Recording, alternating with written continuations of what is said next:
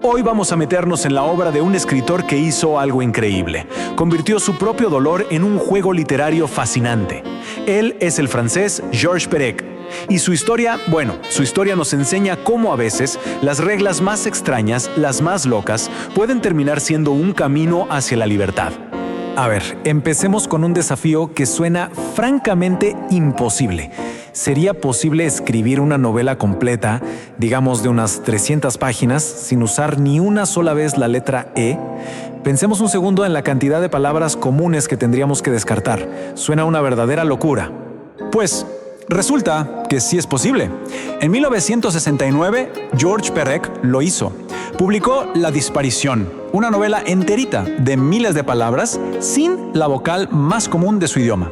Pero ojo, esto no es solo un truco para llamar la atención. La pregunta de fondo, la que de verdad importa es ¿por qué? ¿Por qué alguien se sometería a semejante tortura creativa? Y para entender ese por qué, la respuesta no está en los libros de teoría literaria, para nada. Está en la vida misma de Perec.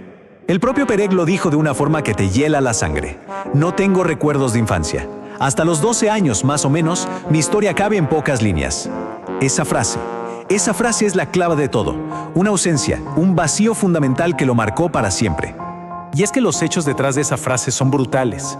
Su padre murió en combate, luchando por Francia. Poco tiempo después, su madre fue deportada y asesinada en Auschwitz. Para cuando tenía 9 años, Perec ya era huérfano. Esta cadena de tragedias dejó lo que él mismo llamó un vacío, una especie de amnesia por el trauma justo en el centro de su ser. Entonces, ¿cómo se conecta una tragedia personal tan inmensa con un juego literario tan particular? Bueno, la pista está en un grupo bastante peculiar al que pertenecía. Y aquí es donde entra en escena el Oulipo, que es la abreviatura de Taller de Literatura Potencial. Perec era una de las figuras clave de este grupo de escritores y matemáticos que creían en algo que parece contradictorio, que las reglas, las restricciones no limitan la creatividad, sino todo lo contrario, la detonan. Hay una frase que define su filosofía a la perfección. Dicen que un autor del Oulipo es una rata que construye ella misma el laberinto del cual se propone salir. O sea, la idea es que al inventar tus propias reglas, tus propias jaulas, se liberan formas de expresión que jamás habrías imaginado. Y esto los ponía en la vereda de enfrente de otros movimientos, como los surrealistas. Porque mientras los surrealistas buscaban la inspiración en los sueños, en el caos del inconsciente, el Oulipo la encontraba en el orden, en la lógica, casi en las matemáticas. Eran, sin duda, dos caminos totalmente opuestos para llegar a la creatividad. Muy bien, ahora sí, vamos al corazón del asunto, al momento en que el rompecabezas de la novela y el trauma de una vida encajan de manera perfecta. Y aquí todo cobra sentido. La regla de la disparición no era un simple juego.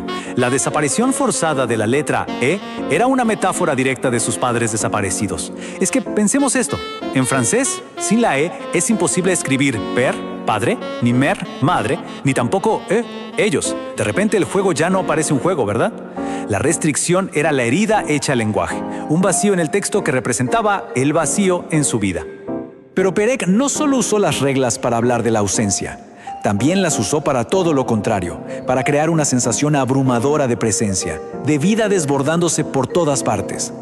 Y eso nos lleva a su obra maestra, La vida, instrucciones de uso. Imaginen esto, es como si congelara el tiempo en un instante preciso para poder asomarnos a cada uno de los apartamentos de un edificio parisino y ver todo lo que está pasando. Es un intento casi sobrehumano de capturar la totalidad de la vida en un solo lugar. ¿Y cómo se organiza un caos tan monumental de historias? Pues con otra restricción del Oulipo, una que es brillante y súper compleja. Se imaginó la planta del edificio como un tablero de ajedrez, y el orden de los capítulos sigue el movimiento de la pieza del caballo, pasando por cada casilla, por cada apartamento, una sola vez. Era un sistema increíblemente rígido, diseñado para generar la máxima libertad creativa posible. Una verdadera genialidad. Lo que Perec buscaba con todo esto era describir lo que él llamaba lo infraordinario, o sea, no los grandes acontecimientos que salen en los libros de historia, sino lo que pasa todos los días, lo trivial, lo obvio, lo que damos por sentado, ese ruido de fondo de la vida. Él quería encontrar la poesía en lo cotidiano, en esa realidad que casi siempre pasamos por alto.